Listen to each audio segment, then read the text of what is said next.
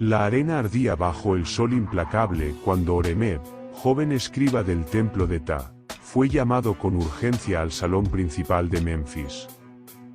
Las columnas altas, pintadas con escenas de victorias militares y ofrendas a los dioses, parecían observarlo con severidad mientras atravesaba el recinto. En el centro, rodeado de sacerdotes y guardias, se encontraba Panesí, el sumo sacerdote, portando un rollo de papiro con el sello personal de Ramsés II. Con voz grave, leyó el decreto. En el desierto occidental, más allá de los límites del Valle de los Reyes, se ha hallado una tumba desconocida. Por orden de su majestad, deberá abrirse y trasladarse todo su contenido a Tebas para su estudio, sin demora. Oremeb no era arqueólogo ni soldado, su papel sería registrar cada hallazgo con precisión. Aún así, al escuchar la palabra desconocida, sintió un escalofrío. Las tumbas tenían dueño, nombre y linaje. Que una no tuviera ninguno de estos significaba que algo estaba mal desde su origen. La caravana partió al amanecer.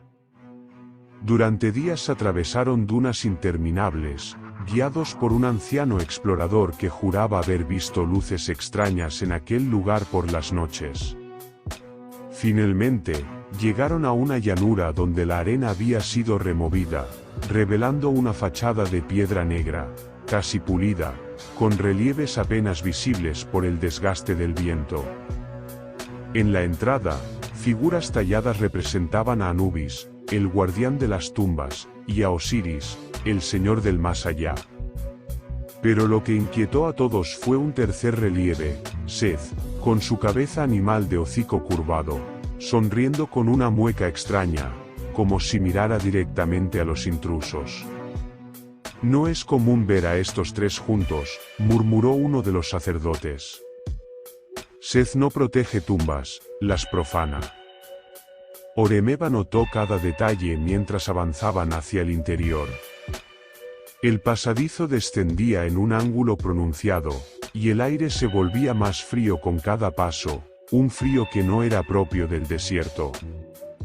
Las paredes, cubiertas de jeroglíficos, no narraban historias gloriosas ni plegarias, sino escenas de cuerpos descarnados, manos extendidas hacia un sol negro, y figuras encapuchadas que ofrecían vísceras sobre altares.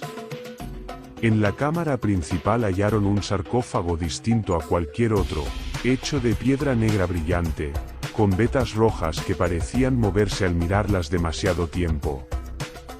No tenía el nombre del difunto, solo una inscripción en espiral que parecía no terminar nunca. El sumo sacerdote Panesí, con evidente incomodidad, la tradujo. Que las bocas de los muertos vuelvan a abrirse. Que la carne no olvide su hambre.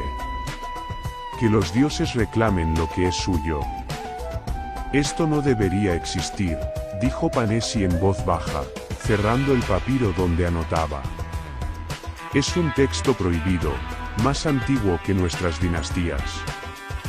Pese a las advertencias, la orden de Ramsés era clara, el sarcófago debía ser llevado a Tebas. Los artesanos lo sellaron en una caja de madera reforzada, y los soldados montaron guardia alrededor. Esa noche, mientras acampaban junto a la tumba, un viento gélido se levantó desde su interior, a pesar de que el cielo estaba despejado y las estrellas brillaban con intensidad. Oremeb, que no podía dormir, creyó escuchar un murmullo en el aire. No eran palabras claras, sino algo semejante a un coro de voces secas, repitiendo su nombre. Los perros de la caravana, hasta entonces tranquilos, comenzaron a gemir y retroceder, con el pelo erizado, mirando hacia la tumba. El anciano explorador rezaba a Ra, pero lo hacía en un susurro apresurado, como si temiera que algo lo escuchara. Al amanecer, uno de los soldados no respondió al llamado. Lo encontraron medio enterrado en la arena, con la piel grisácea, los ojos completamente blancos y las uñas clavadas en el suelo, como si hubiera intentado arrastrarse hacia la tumba antes de morir. Panesi ordenó que el cuerpo fuera quemado de inmediato, y prohibió que se hablara de lo ocurrido. Pero Horemheb sabía que aquello no era un simple accidente. Algo había despertado, y ahora viajaba con ellos hacia Tebas. La caravana llegó a Tebas al anochecer, atravesando la avenida de Esfinges que conducía al majestuoso templo de Karnak. El cielo estaba teñido de tonos rojizos, y un viento seco arrastraba hojas de papiro rotas, como si hasta la ciudad sagrada hubiera envejecido durante su ausencia. El sarcófago negro fue colocado en el patio del templo bajo estricta vigilancia. Sacerdotes de diferentes dioses se congregaron alrededor, los de Ra, los de Horus y, de forma inusual, incluso acólitos de Seth, que raramente eran bienvenidos allí. Entre murmullos, Panesi confesó a Horemheb lo que había sospechado desde el principio: este objeto no es funerario. No contiene descanso, sino tránsito. Es un pasadizo. Durante días, se realizaron ofrendas y purificaciones alrededor del sarcófago, incienso de mirra, libaciones de vino, cantos a Osiris. Pero cada amanecer, las flores dejadas como ofrenda aparecían marchitas, el aceite de las lámparas se consumía por completo y el agua de las vasijas se enturbiaba como si hubiera estado estancada por siglos. La noche de la ceremonia de apertura, Ramsés II no asistió en persona, pero envió emisarios y guardias reales. Los presentes llenaban el patio, sacerdotes, escribas y astrónomos, todos expectantes. La luna creciente iluminaba el sarcófago mientras Panesi entonaba un canto antiguo, intentando neutralizar cualquier maleficio. Fue entonces cuando ocurrió el primer presagio.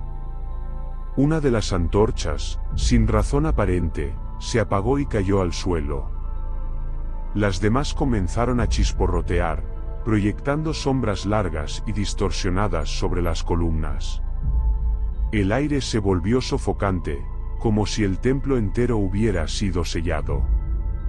Panesi, con manos temblorosas, retiró la tapa del sarcófago. No había cuerpo alguno dentro, solo un polvo oscuro, espeso como ceniza, que parecía moverse en remolinos diminutos. Un olor insoportable, mezcla de carne en descomposición y sangre seca, invadió el lugar. Por todos los dioses, susurró Horemheb. El polvo comenzó a elevarse lentamente, como si respirara, y tomó la forma de una sombra alargada que se deslizó fuera del sarcófago. Panesi intentó recitar un conjuro de contención, pero las palabras se le atragantaron. La sombra se dispersó en múltiples fragmentos y descendió por las grietas del suelo, como agua derramándose hacia las profundidades del templo. Desde las criptas subterráneas llegó el sonido de un crujido, como cientos de huesos moviéndose al unísono. Luego, pasos arrastrados.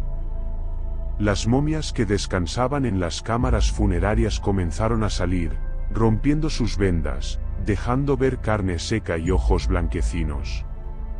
Algunas aún llevaban las máscaras doradas funerarias, que brillaban grotescamente a la luz temblorosa. El caos estalló. Los guardias intentaron luchar, pero las flechas apenas se clavaban en la carne endurecida, y los golpes de lanza no detenían a las criaturas. Los sacerdotes clamaban a Osiris y a Ra, pero no hubo respuesta. Panesi cayó de rodillas, con la mirada fija en el cielo. No nos oyen, dijo con voz rota. Seth ha roto el orden. Y Anubis lo ha permitido. Horemheb apenas tuvo tiempo de esquivar a una momia que se abalanzó sobre él. La última imagen que vio antes de huir fue el sarcófago, vacío, con su piedra negra brillando como si guardara un fuego interno. el amanecer nunca llegó del todo. Cuando el sol comenzó a elevarse sobre Tebas, un velo oscuro cubrió el cielo, como si el día hubiera sido robado. Los astrónomos del templo gritaban que aquello no estaba en los cálculos, que no era un eclipse natural. La luz que lograba filtrarse tenía un tono rojizo, enfermizo, que hacía que las sombras se movieran como si tuvieran vida propia. Las calles, normalmente bulliciosas, estaban en caos. Se escuchaban gritos que se apagaban bruscamente, el choque metálico de espadas y lanzas, y un olor penetrante a carne podrida que se expandía con el viento del Nilo.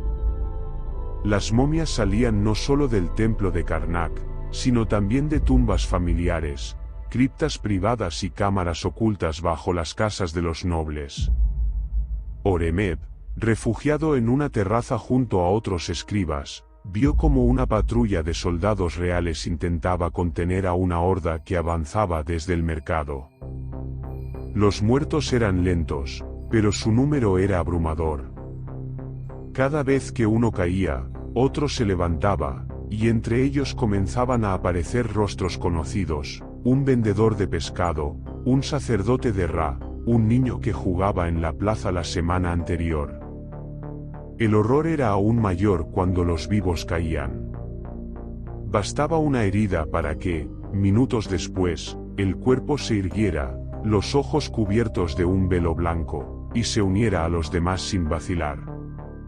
No había descanso ni para el amigo ni para la familia.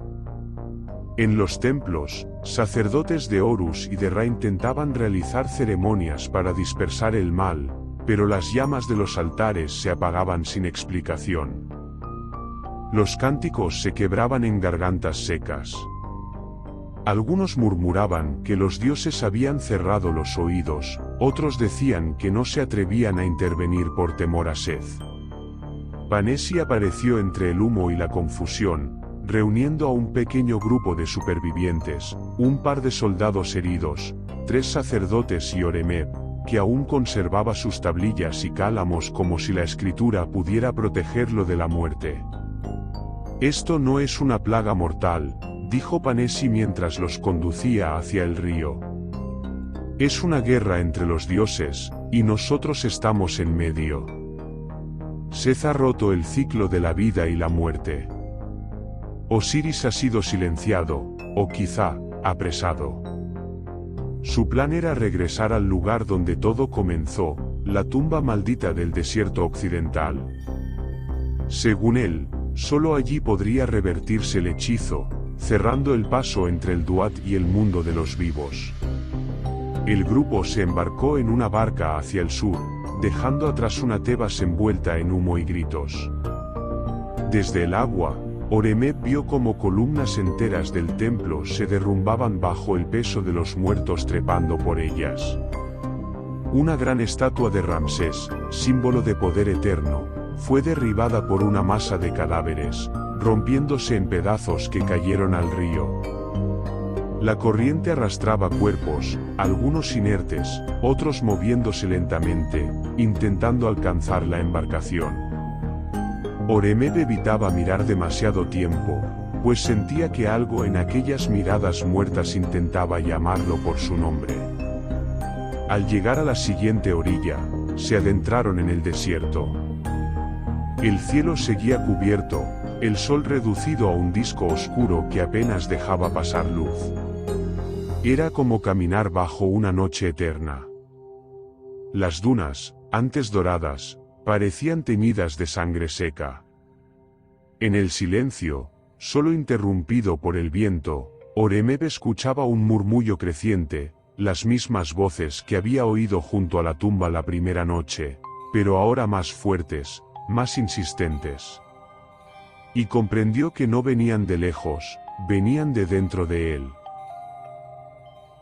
El viaje de regreso al desierto occidental fue una marcha de fantasmas.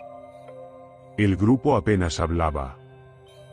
Cada paso sobre la arena era acompañado por el silbido del viento, y a veces, Horemheb juraba escuchar pasos adicionales detrás de ellos, pero al volverse solo veía el vacío, Cuando por fin la entrada de la tumba apareció en el horizonte, ya no estaba semioculta por la arena como antes.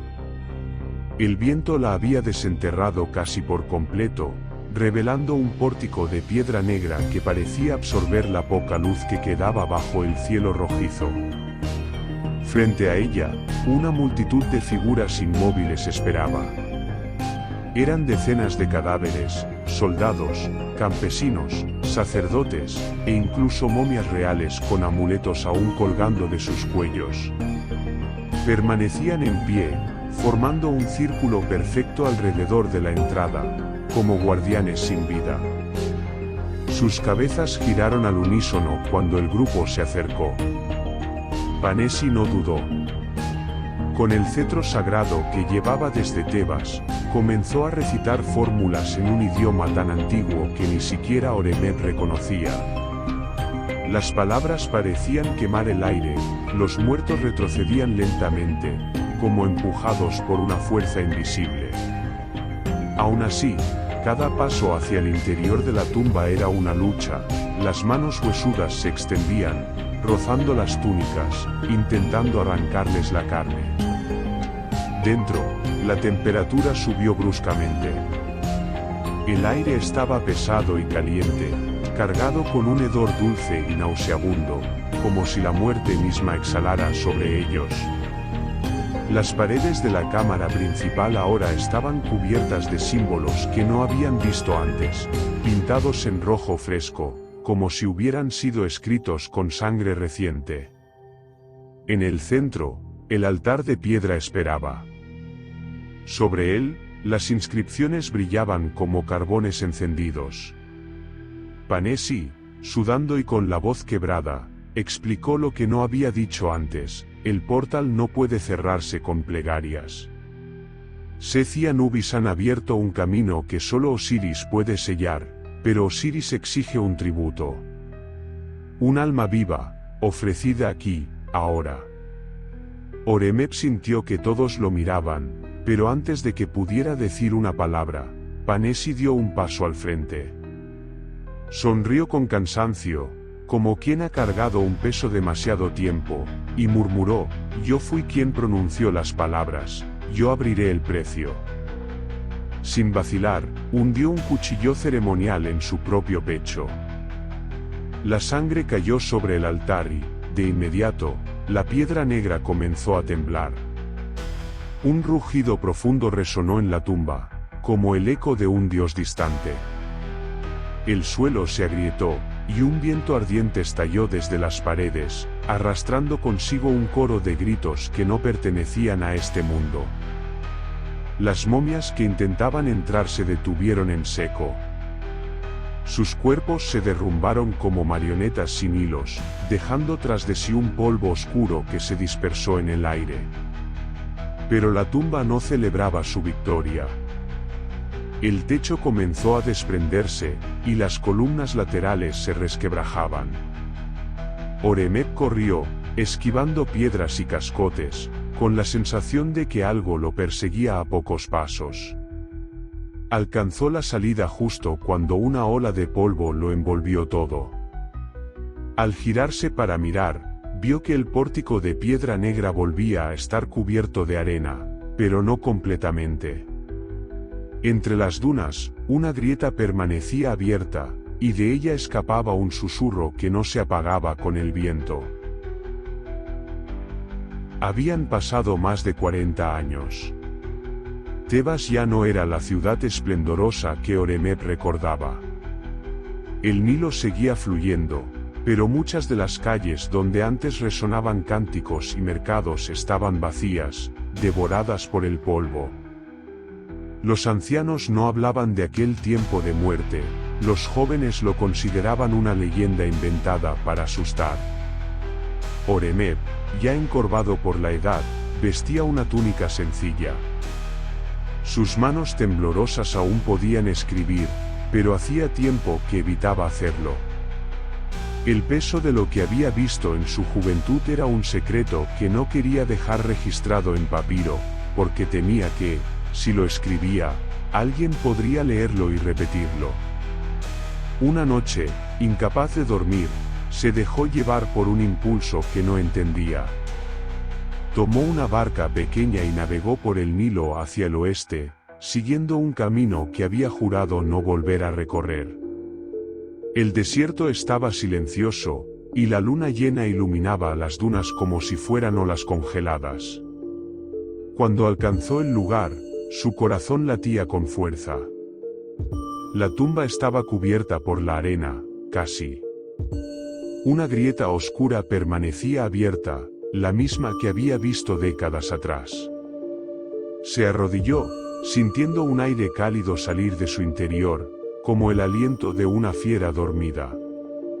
Entonces, lo vio. En el interior de la grieta, dos puntos blancos brillaban en la oscuridad, fijos en él. No parpadearon. No se movieron. Solo miraban. Horemheb retrocedió, pero no se atrevió a romper el contacto visual. Y fue entonces cuando escuchó la voz. No era la de Panesi, ni la de ningún hombre, era un eco profundo, áspero, como arena arrastrada por el viento. La boca del más allá no se cierra. Solo espera. Cuando parpadeó, los ojos habían desaparecido. Pero en la arena, junto a su barca, había huellas, huellas sin carne, marcadas con precisión, como si algo hubiera salido para seguirlo. Esa noche, en Tebas, un perro comenzó a aullar mirando hacia el desierto. Y Horemheb supo que el silencio no duraría mucho más.